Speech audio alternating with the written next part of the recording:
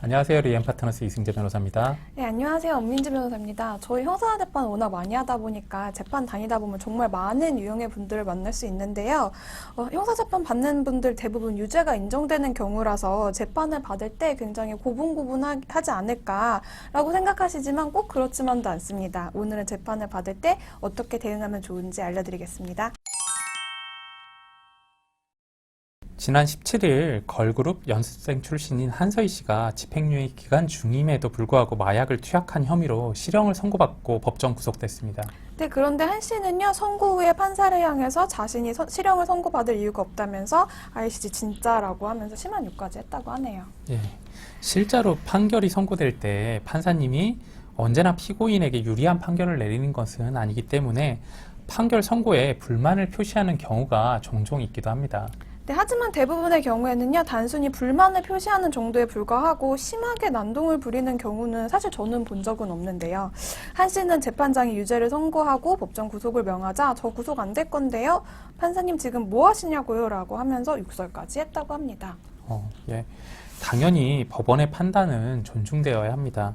판결에 불만이 있다면 항소를 하는 게 맞고요. 한 씨의 이런 행동은 심지어 법정 모욕죄에 해당할 수도 있습니다. 네, 그리고요, 당연히 법정 모욕죄는 일반적인 모욕죄보다 처벌 수위가 높습니다.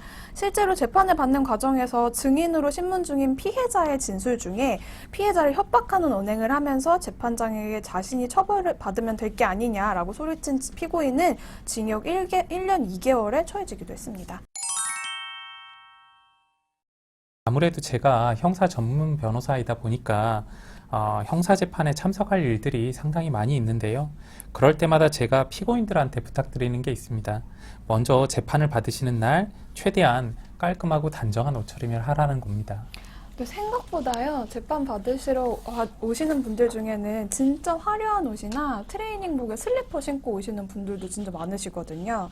변호사들처럼 사실 정장까지 입으실 필요는 없지만 가급적 깔끔한 차림으로 오시는 게 재판부에게 좋은 인상을 남길 수 있습니다. 예, 그리고 재판을 받으신 날에는 바로 반성문을 작성하시는 게 좋겠습니다. 전부 혐의를 인정하는 사건이라고 하더라도 보통 재판을 받고 2, 3주 후에 선고가 이루어지는데요. 재판을 받으신 날, 그날 기분은 어땠는지 반성하는 내용의 반성문을 제출한다면 선고 전 재판부에게 좀 더 긍정적인 이미지를 심어줄 수 있습니다. 네, 그리고 정말 중요한 것 중에 하나인데요. 재판을 받을 때는 검사도 그렇고 변호사도 그렇고 피고인도 하고 싶은 말은 당연히 할 수 있지만 이 말을 하기 위해서는 재판을 지휘하는 재판장의 허락을 받아서 발언 기회를 얻은 후에 발언해야 합니다. 예.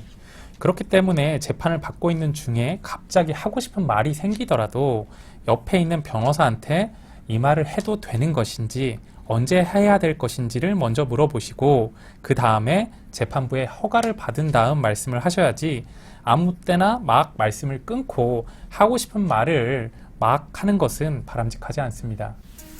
네, 지금까지 재판받을 때 주의사항에 대해서 알아봤습니다. 오늘 영상 도움되셨다면 좋아요와 구독도 부탁드릴게요. 감사합니다.